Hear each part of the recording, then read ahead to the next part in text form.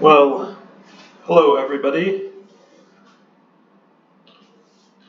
This is the introductory video for World Cup Speed PES, which will be a hobby that I will be posting on this YouTube channel, if you can call it that. The premise here is that we will be replaying the World Cups starting with 1930 all the way to present day, which will be a long journey. It could be tiring, but it's going to be a hobby of mine here over the next several months and beyond, perhaps I should say.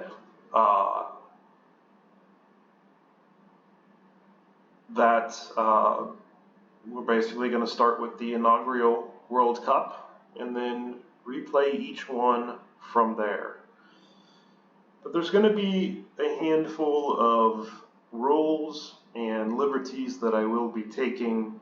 Part of them are because I want to, and part of them are because I have to. So we will be starting with the 1930 World Cup, but I'm going to start explaining a little bit of the rules and liberties, maybe from the least complex to maybe the most hard to follow my logic, or maybe some that might not sit well with a PES enthusiast, but are things that I'm going to be doing along the way. So the premise is simple. We're starting from the 1930 World Cup, like I said, and right away, what's going to be unique about my presentation of PES, first of all, I'm not a patch maker. I don't make patches, and I'm going to be using other patches that were made to be shared with people.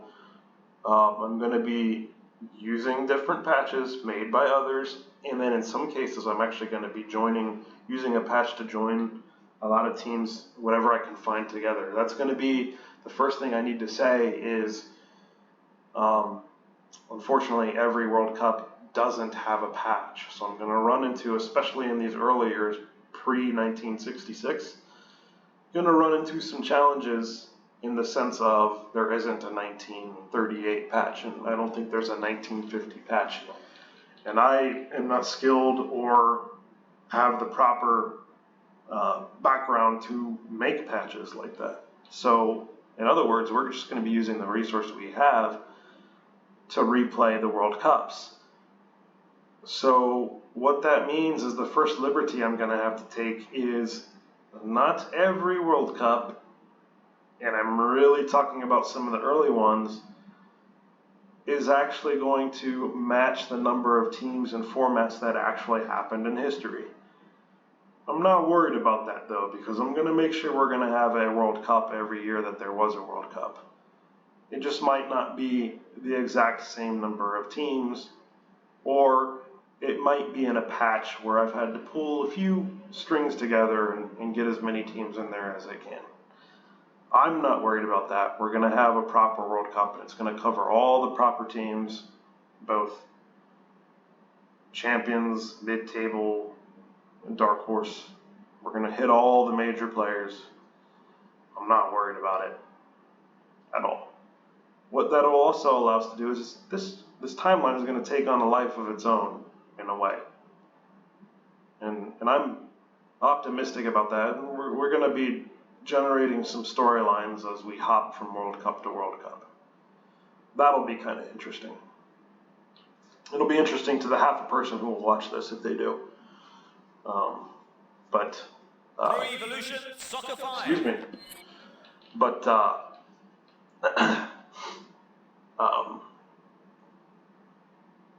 at least I'll be commentating on all the games. I don't expect an audience for this. This is just a hobby that I'm doing. Now, the next rule that I am going to be enacting on all the World Cups is they will be played in double speed. So I will be simulating all of the World Cup games in double speed, which is a feature that can be unlocked in every PES patch.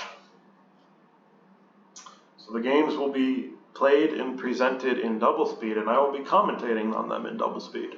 I am not a professional commentator. I have no idea what I sound like when I commentate games, but we're just going to roll with it. We're going to put ourselves out there a little bit and be the commentator. I may even develop an accent. I don't know. If I do, so be it. It's just going to be me commentating the games. So the games in this universe will all be presented at double speed. It's just a silly preference of mine. That's really the whole story behind that. There's a couple more liberties or rules that I need to lay down in this introductory video, again for the very large audience who will be watching. The first being that I realize, and this really started to happen in football history in the 1960s, you could argue it did before that, because of the Olympics and the way they used to be ran for football. But in my opinion, really the major international tournament that happened every 2 years, really, I think with the European Championships, took off in the 1950s, 1960s timeline. Why do I bring that up? Well, it's because if you haven't realized it, I've only been talking about World Cups. I will not be doing continental tournaments. That being said, in this timeline that's ruled by PES FIFA, PES FIFA, I'm just going to give a spoiler, is going to decide to run a World Cup every 2 years at some point, hint hint, somewhere probably in the 1960s. Why am I doing that? It's not because I'm Arsene Wenger and I want a World Cup every 2 years. It's not because that's what I believe in. It's simply because I just want to recreate that having a major international tournament every 2 years, and I prefer to just run with the notion of let's run a World Cup at some point every 2 years. Also, because since I'm not doing the continental tournaments, if I were to do them, I would probably only focus on Europe because that's just the easiest to focus on. And I would be shortchanging the rest of the world. So we're going to be running World Cups at some point every 2 years. It'll likely start in the 50s or 60s. And I will really have to get creative with those. I won't be doing qualifying through PES. There will be unique hosts that I'm just going to have to come up with on my own. And I'm going to have to come up with the teams that qualified on my own. There'll be a backstory for each of the World Cups that actually didn't happen in reality. There'll be enough of a backstory that I could talk about it, and there would be a little bit of actual events games in international football that I can use to come up with my qualifying teams. So we're going to roll with it in those years when we start to have a second World Cup that never happened in reality.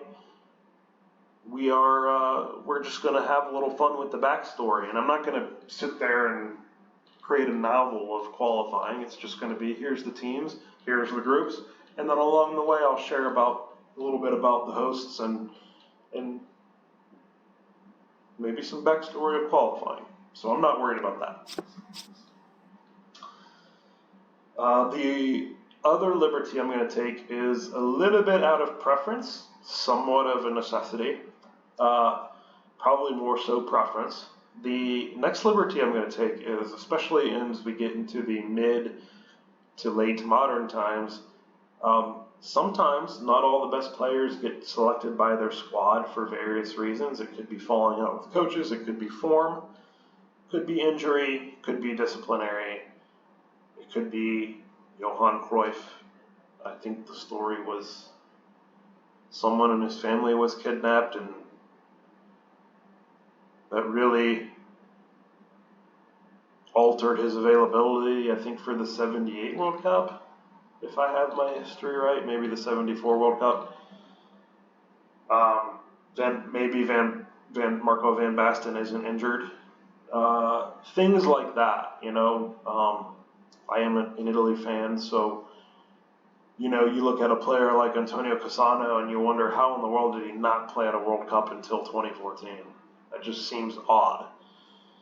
So there will be a little bit of revisionist here in squad selection. It's not going to be pervasive across the board, but why is it out of necessity? It's out of necessity because I'm a little bit anal when it comes to the goalkeepers. Goalkeeping is my favorite position in football, and quite frankly, I do like PES selecting the lineups because I feel like it brings that managerial feel to it that I can commentate on. But what I don't like is when they insist on playing the third string goalkeeper for the entire tournament. So to avoid situations, for example, like in 1994 when it was quite clearly for Italy Gianluca Pagliuca, who was the undisputed number one unless he handled the ball out of the box like he did. I really just want to avoid situations where PES insists on Luca Bucci playing the majority of the tournament. I don't want that to happen. And a lot of times I'm going to be taking liberties with the rosters to put some players in there that I think probably should have played on the team or would have if circumstances were differently, and they're probably going to replace most of the goalkeepers. So, spoilers, there will be liberties with rosters along the way, especially as we get to the more modern times. But it's not going to ruin the tournaments, and it's going to allow it to take on its own development. All of the same players we know and love are going to partake in this World Cup.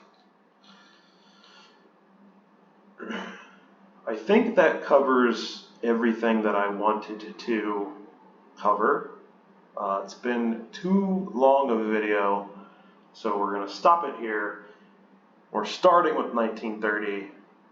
This is the World Cup Speed PES journey. That's going to take entirely too much of my time, but we are going to roll with it. Thank you.